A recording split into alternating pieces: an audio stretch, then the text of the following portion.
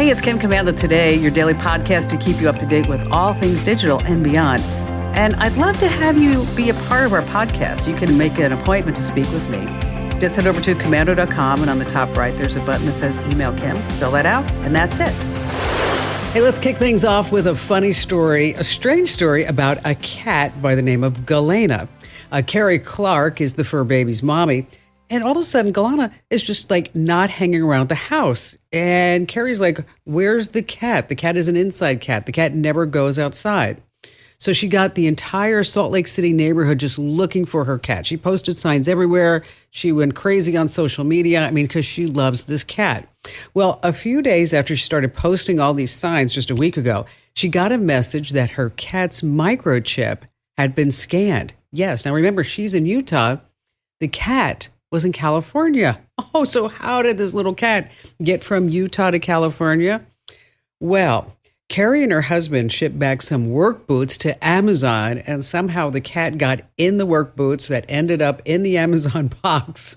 Gosh, could you imagine? And then got shipped back to an Amazon return center. Yeah, talking about the cat's out of the box. Oh, I know. On that happy note, welcome, ladies and gentlemen. I'm Kim Commando, America's beloved digital goddess, here with you once again. This is the best show. It's the biggest show. It's the most trusted show about all things digital. And let me tell you, you are about ready to get more tech smarts because every single thing right now is a tech thing. Think about it. And if you're a brand new listener to the show, welcome aboard. And if you're a regular listener, darling, you look amazing. And you can find my show on over 420 top stations from coast to coast. And we're streaming as part of the Commando Community membership, just a few bucks a month over at commando.com. And you can also get the Kim Commando Show as a commercial-free podcast on Apple Podcasts and Spotify. And a big hello and salute goes out to all of our listeners on the American Forces Network Radio, reaching over 375,000 U.S. service members. And we salute each and every one of you and thank you for your service. All right, every single day, even on the weekends, every single day I wake up and then I go to at least 35 or 40 different websites to make sure that we are both up to date on what's going on in the tech world because it just changes so quickly. And here are the top 5 things you need to know that are happening right now. We're going to start with the Senate. You see, the Senate passed a bill forcing TikTok's communist China parent company ByteDance to sell or face the ban. And Democrats and Republicans overwhelmingly supported it. You see, TikTok is bad for America because it collects all this data that, again, it has to turn over to the communist Chinese government.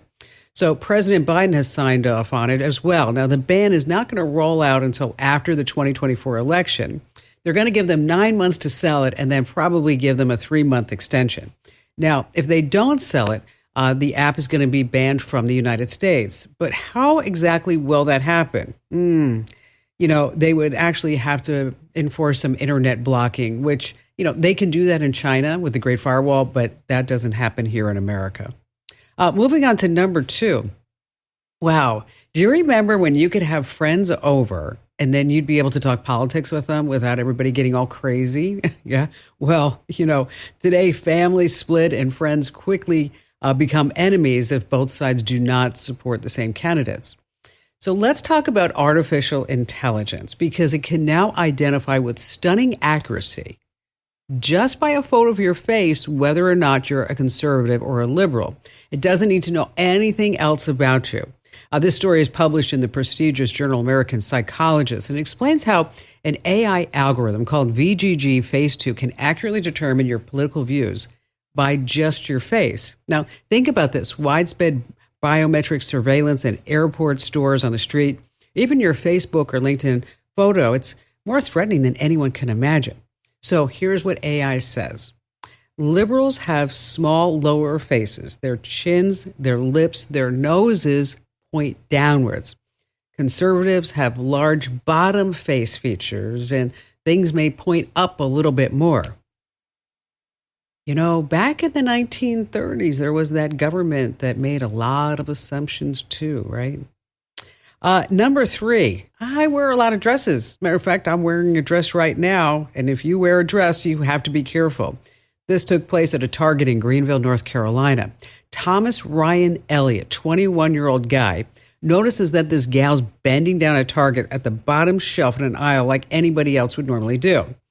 That's when he plans his nasty little scheme. As she's bending over, he slips his phone underneath her dress and starts recording an upskirt video. Luckily, there was a woman also shopping at Target and was like, "Hey, what exactly are you doing?" She pulls out her camera. Take a listen. Excuse me, what are you doing? No, I just saw you put that underneath her dress. Absolutely you did. No, ma'am, I really wasn't. You absolutely did. Ma'am, I really wasn't. I promise. Then show me your phone. Yes. No, we're going to call security. No, I really... You absolutely did. And you were following me over in the children's section. Because I have a sister who's pregnant. Ma'am, I really wasn't. Yeah. He did it. Okay, this woman's a hero for sure. Thomas Elliott got arrested. By the way, he just got baptized in church a few weeks ago. He's a voluntary elementary school teacher. Yuck. Number 4, this is why I never trusted full self-driving mode when I owned a Tesla. A motorcyclist died in Washington because apparently a Tesla driver did trust his full self-driving mode so much that he was scrolling on his phone while driving, not paying attention to the road or what was going on, and he smashed right into a motorcycle at full speed. The motorcycle was thrown off the bike, then the car rolled over him. When police arrived, he was still under the car. The driver told police that, quote, he put the trust in the machine to drive for him. And he only knew he was in a wreck when he heard a bang as his car lurched forward. Okay. Full self-driving mode still requires you to be alert at the wheel. The Tesla driver, who has not been named, was booked with a charge of vehicular homicide. And finally, this number 5. Think back to the last time you took one of those tests online. It says like, I am not a robot. You know the ones where they're called CAPTCHAs. Well, if you're sitting there saying, gosh, they seem to be getting harder. I don't need to just find like 3 traffic lights anymore or 3 boats or whatever it may be. The tests are meant to weed out the bots, and they've been around since the year 2000. But the University of Irvine has found out that while humans can solve distorted text CAPTCHAs in 9 to 15 seconds with a success rate of 50 to 84%, bots... Yes, the bots, they can take these tests in less than a second with an accuracy of 99.8%. Wow. So that's why now when you see a CAPTCHA online, it's no longer 3 steps or 3 motorcycles, whatever it may be. You have to slide a puzzle piece, rotate an object, or find a hidden number. You have to find a hidden number.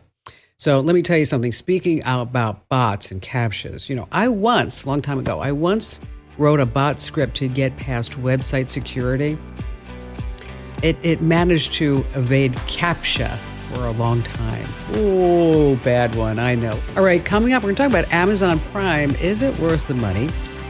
We have some insider secrets to spot a bad doctor online.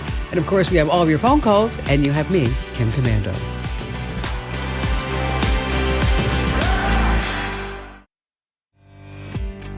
Here's where I want you to go right now. I want you to do it right now.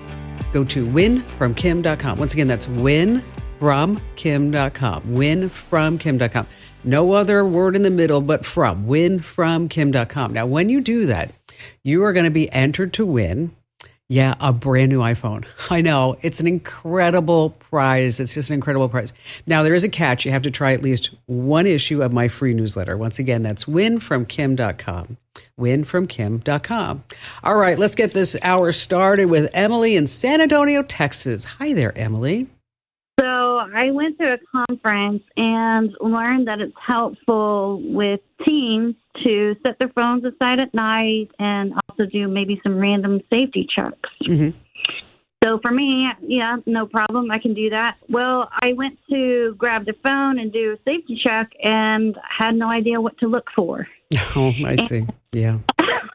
I'm sitting there awkwardly staring at their phone, feeling, uncomfortable because I feel like I'm spying. But then also at the same time, I don't know what to look for to make sure that they're staying safe. So, but you do have the passcode to the phone, so you can open the phone. Yes. Okay. Yeah. All right. Teens are tough, right?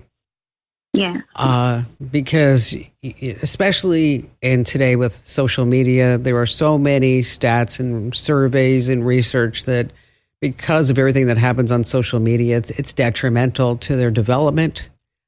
They get addicted to things. They see things that they probably shouldn't see.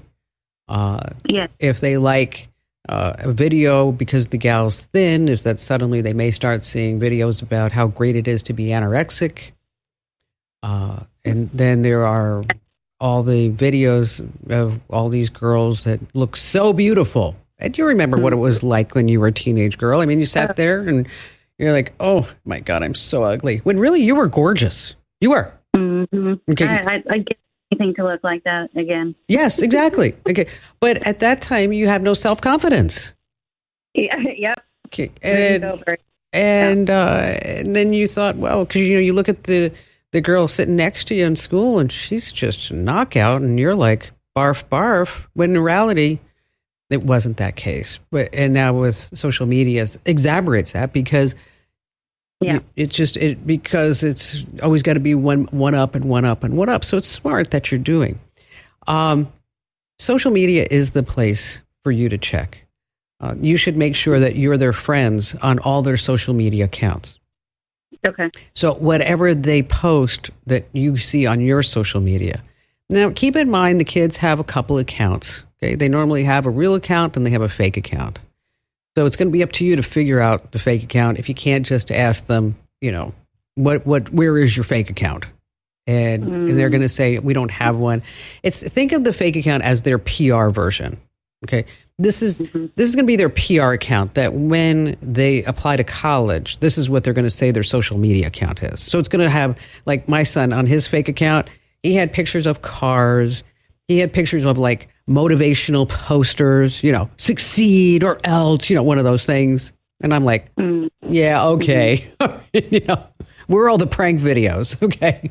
So, so of course, when you open the phone, you're going to look at their text messages. You're going to look at any emails. You're going to look at their social media accounts. And then there are also some other things that may not be so obvious. And like, for example, one is a calculator app.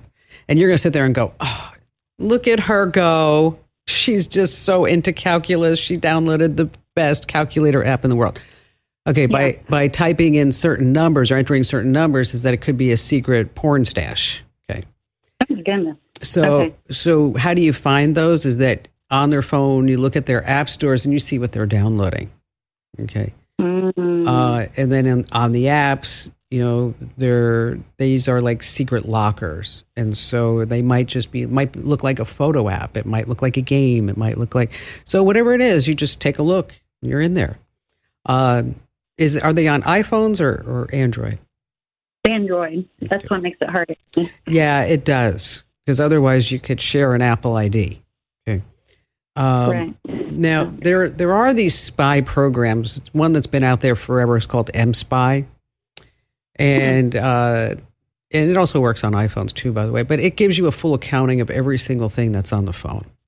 I mean, anything that they do on the phone, you're going to get a copy of.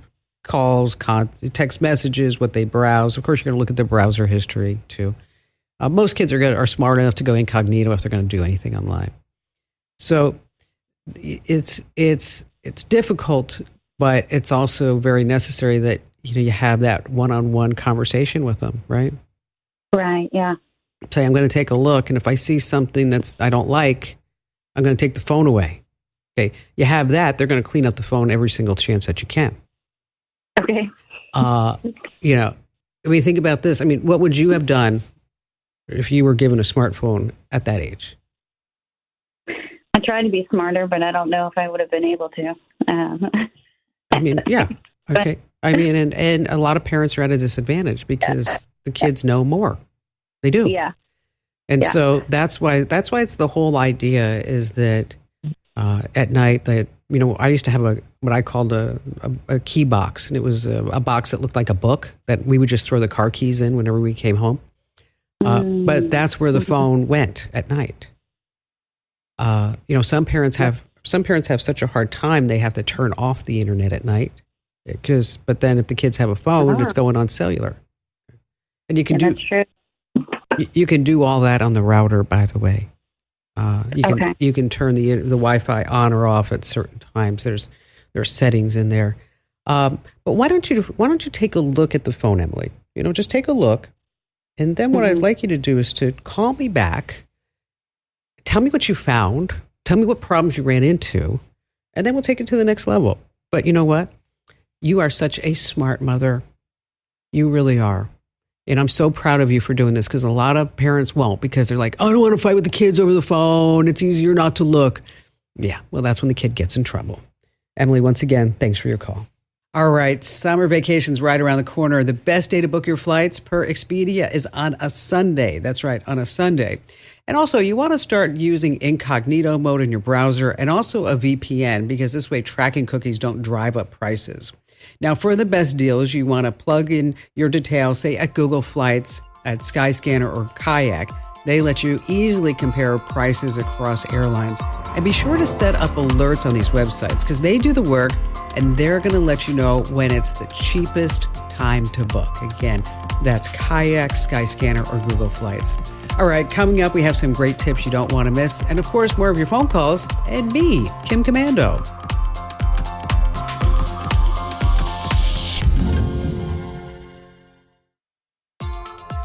All right, coming up, we have a great tip. Is Amazon Prime worth the money? And then later on, some insider secrets on how you can check out a doctor online. And before we get to all of that, you know how we buy movies and shows on Amazon Prime and Apple and YouTube and Vudu and all the other platforms? It turns out even after you pay for them, you don't really own them. A lot of people don't realize this. Here's your rule to remember. When you buy movies on the streaming platforms, you're not purchasing the content. You're only buying the right to watch them. And that right can be taken away. Sony PlayStation did this recently. So what can you do? For those movies that you truly, really love, oh, I know you're going to say but I don't have a DVD player anymore. Well, you have to go old school. Get a DVD player, buy your movies on physical media. It's really the most reliable option for the long term. Well, the other day, I had a chance to speak to a wildly popular, huge YouTuber. Guy's got 3 million subscribers. He has 1 million subscribers on Twitch. His name is Kitboga. And what he does is scam baiting. It's where he makes scammers think that they're conning him. So, he may call a fake tech support number, and he kind of strings them along. And then he has all these characters that he plays. But the whole idea is that while the scammers are talking to him, they're not really actually scamming somebody else. Now, he's been doing it for a while. And he, as I mentioned, he slips into different voices and characters, and he makes these scammers super angry. And I really wanted to know, how he got into it, and what are the best cases that he has helped solve? What are the worst ones, and has he ever made the scammers just come after him? So here, take a listen. Well, how did you get started doing this, and why? Yeah, so it's about 7 years ago now. I first heard about tech support scams. I was told, I was actually watching some YouTube videos. There was a recording of an elderly old man. It's called Hey, It's Lenny. They were playing it to some telemarketers, and the title was Tech Support Scammer Gets Angry at Recording. I had never heard of tech support scams. I'm a software engineer, millennial, and I kind of instantly had this moment where I realized if I didn't know that this existed, surely my grandparents don't know that this exists. And my grandparents had Alzheimer's and dementia. And I kind of knew if one of these scammers called them, they would definitely fall for it. And that was the spark that made me say, maybe I should try to do something about it. And so is that how you came up with Edna? Yeah, Edna is definitely, it's based off of my grandparents and the stories they used to tell me. I found out actually this year that my great grandmother's name was Edna. I had no idea. So it's just perfect. But yeah, in general, when I call the scammers, I'm trying to play the perfect victim. And sadly to them, a lot of times it is an older individual. Mm-hmm. So I'll actually try to manipulate my voice and sound a little bit older or like I don't have teeth.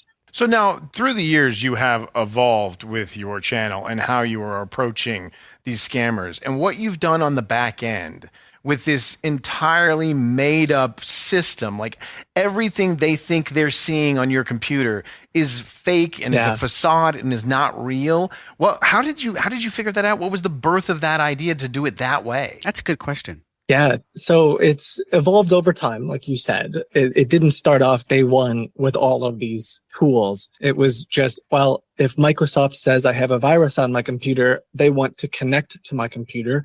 And I knew I didn't want them on my actual personal computer. That's one of the worst things that you could do. And I knew enough about making what's called a virtual machine or a fake computer. But then they might ask me to log into my bank account. And I'm not going to log into my real bank account. So I had to make a fake bank account.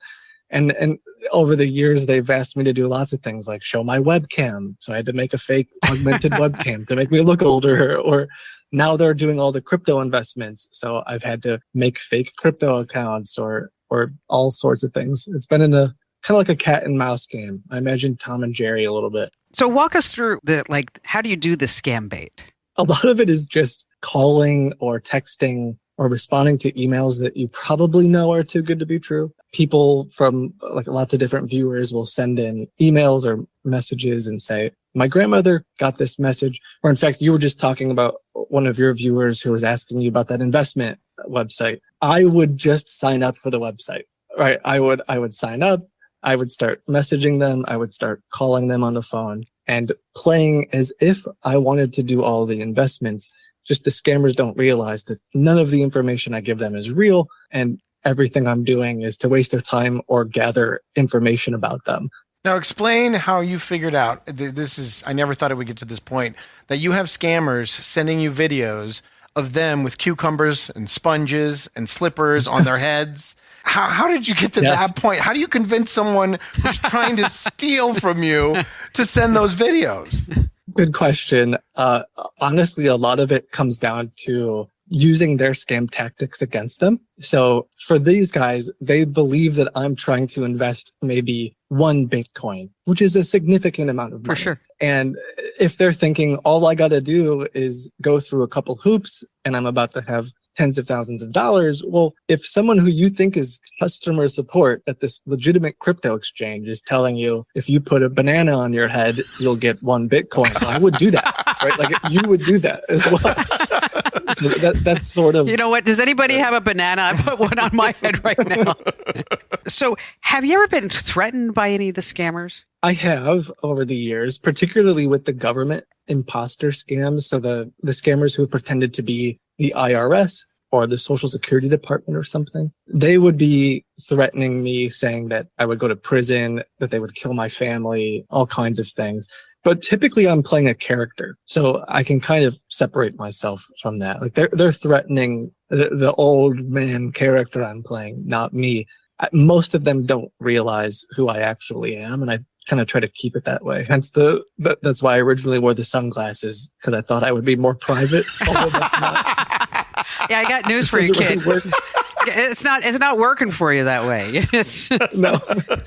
I can still know who you are. Yeah. I mean, so what's the longest time, kid, that you've been talking to a scammer where you just kind of like strung them along and strung them along and strung them along? Yeah. So the longest so far is somewhere around 54 hours. Now that wasn't just one phone call. It was over the course of months and months. So typically what would happen is I might spend 3-4 hours on the phone, and then the scammers will ask me to go to my bank and withdraw money or buy them gift cards or send them crypto. In some way they want to take my money. And then I come up with an excuse. Something happens. I redeem the gift card on my computer and I get really angry. So brilliant. Or I wire the money to the wrong account or something like that. And then they just call me the next day and they think, well, I guess we're going to try again. And so sometimes over the course of weeks or months, I can kind of get a whole call center distracted talking to me. They think that I'm the best target, and the sort of sunk cost fallacy comes in as well. They think we've already spent 30 hours. We've already spent the entire week talking to this guy. Maybe today's the day that we'll finally get our money. All right. Is Amazon Prime really worth the money? Okay. It's $139 a year. So if you're diving into all the extras, if you want to skip the ads on Prime Video, that's an extra $2.99 a month. What about getting groceries delivered from Whole Foods and other places? That's $9.99 a month. For music lovers, Amazon Music Unlimited, $9.99 a month. See how it just keeps going up and up and up? The Wall Street Journal says a fully loaded Prime membership with all the perks is about $320 a year. Whoa. So if you haven't checked how much you're paying for Prime, you might want to do that now. All right, still to come, we have more of your phone calls and more tips, tricks, and secrets you don't want to miss here on The Kim Komando Show.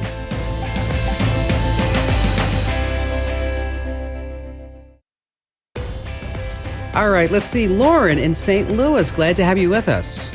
So my question relates to a friend that I have, a good friend who is the president of a nonprofit foundation, and the foundation is tasked with maintaining information, historical information about a group of islands where there are centuries of history in these islands of people and all sorts of things. Where are the islands? And it's in they're off California, the Channel Islands off of the coast of California. Oh, you know what? I love the Channel Islands. Oh my gosh. So do I. Channel Islands are so beautiful. I have a second home in Santa Barbara. Oh, well, then you know all about them. And if you're in Santa Barbara, she just opened a museum. It's called the Chrisman Channel Islands Center in Carpinteria, and it just opened, and it is awesome. And you really need to. It's open to the public. It's beautiful. Wow, I'll have to go down there, check it out. Yes, you will. So she obviously has. She's collected information about these islands for decades, and the foundation itself has restored buildings and historic equipment, collected artifacts, etc., on the islands. And she's always doing research on the islands. She has an archivist. She has, I don't even know how many millions of archival pieces in this museum. So, but my question relates to a website that she has developed. It's like an encyclopedia. Okay. And for the islands. And she has over 18,000 pages of records and information, and over 10,000 images in this encyclopedia about the islands and the people, the artifacts, the personal stories, everything that she can find about the islands. And people are continuously sending her information, and she has people doing research. So this, she never ends. She's been doing this for decades, and I've asked her several times, how do you protect this information on the internet? As far as what, backing it up? Yeah, backing it up. She said it's backed up in the cloud. I said that doesn't sound safe enough to me. You need to have something that's really backing this up in case anything ever happens, and you can recover it. And it needs to be done on a regular basis. So that's why I'm calling you to find out what you should do. Well, what an ambitious project. Wow. That's awesome. It is. And Santa Cruz is just so pretty. So pretty. As a matter of fact, a friend of mine just had a major birthday, and I said, "This is what we're going to do for your birthday. I am going to take you on my boat to Santa Cruz, and we're gonna go hiking for the day, and then take the boat back." But I actually got married on that island. Did you really? Yeah. Oh, that's so fabulous. All right, so there are services that can back up websites. I can send you a list of those. There's also a place that I'd like you to tell her about. It's archive.org. And that's archive.org. Oh, and the guy who's in charge is just an amazing man. It's his mission in life to have a complete backup of every website in the world. Okay. Oh my God. And so if you tell him, listen, this is my website. I want you, you fill out a form, and it's all automated. Just fill out a form. And then every day, every other day, whatever it may be, it goes and it captures a new copy of that website. Just copies an entire new copy. Wow. And then you can go back in time and you can see what that website looked like 5 years ago, 2 months ago, whatever it may be. Yeah. Another idea would be, if she hasn't already, is to put this into Wiki Commons and also Wikipedia as a resource.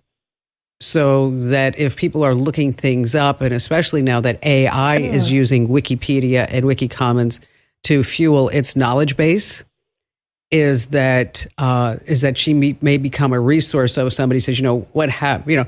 Why were there cows on Santa Cruz Island, right? Yes. That she can come back and, that her website would come up with that information, and then AI would source her as that place for that information, because which is just, the whole history of the islands is just, I saw a little bit of it in the Santa Barbara Maritime Museum, where they have just a little display there. And I had no idea that any of that ever happened.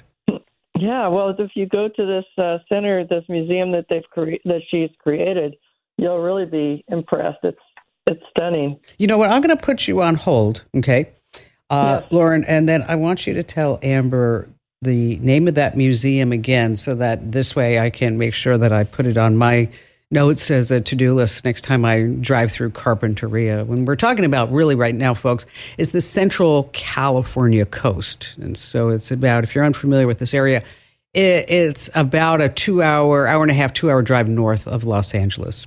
Lauren, once again, thank you for your call today. All right. You know what they say. Who do they call the person who graduates last in their medical school? The last person. Doctor, right? So that's why you need to go online and check them out. Okay. Beyond the online reviews, which can be gamed, you need to do some digging. So you start by verifying your doc's credentials. Are they certified? How long have they been practicing? The American Board of Medical Specialties has an online database where you can check if a doctor is board certified in their specialty. So head to certificationmatters.org. You type in your doctor's name, and then you can check to see if your doctor has also gotten into trouble. How every state has a medical board that licenses and oversees medical practitioners. So just search for your doc's name on the board's website. Again, that's certificationmatters.org, or just search for your doctor's name on the board's website.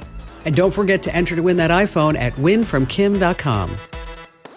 This program is a copyrighted production of Westar Multimedia Entertainment and protected by the copyright laws. Any rebroadcast or use of this program for commercial, business, economic, or financial purposes without the written permission of Westar Multimedia Entertainment is strictly prohibited.